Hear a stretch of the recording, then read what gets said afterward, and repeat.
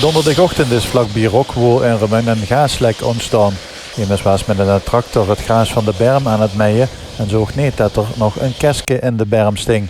Dat was volledig toegegroeid en was vanaf de tractor niet zichtbaar.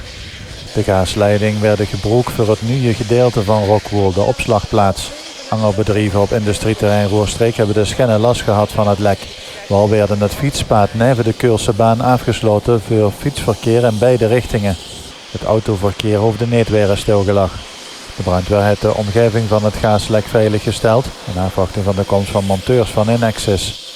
Het gaaslek was niet te zien, maar wel heel duidelijk te horen.